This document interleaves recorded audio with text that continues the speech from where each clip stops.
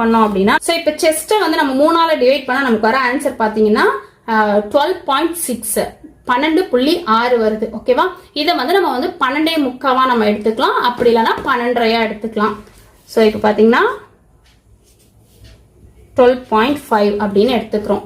இப்போ முன்பக்க உயரம் நமக்கு கிடைச்சாச்சு. இது வந்து தையல் இல்லாம தான் நம்ம போட்டுட்டு இருக்கோம். தையலுக்கு எல்லாத்துக்குமே இதுக்கப்புறம் நம்ம ஆட் பண்ணணும். ஸோ இப்போ வேஸ்ட் அப்படிங்கிறது நார்மலா எப்படி வரும் அப்படின்னு பார்த்தீங்கன்னா செஸ்ட் அளவு இப்போ செஸ்ட் வந்து 38னா -4. ஓகேவா?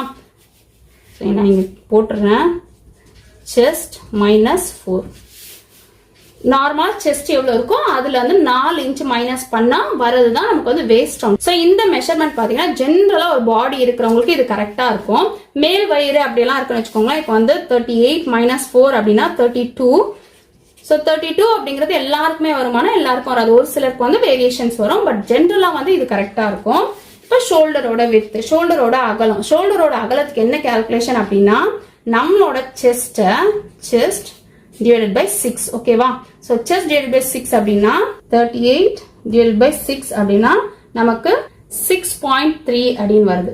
ஓகேவா? 6.3 வருது.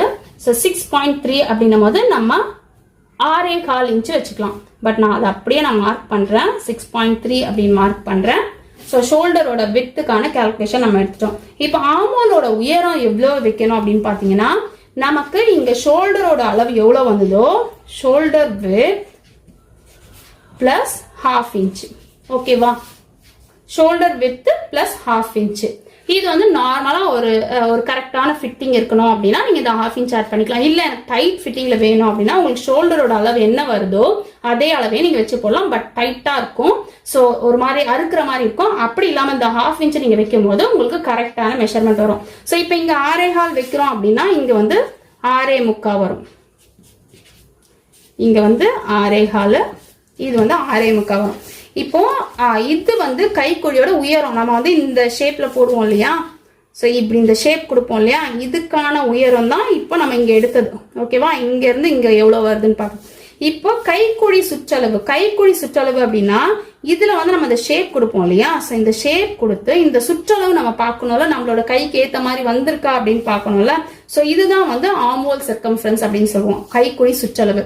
இது நமக்கு எப்படி தெரியும் அப்படின்னு பாத்தீங்கன்னா chest divided by 2 minus 1.5 or 2. ஒரு சிலருக்கு 2 இன்ச் மைனஸ் பண்ண வரும்,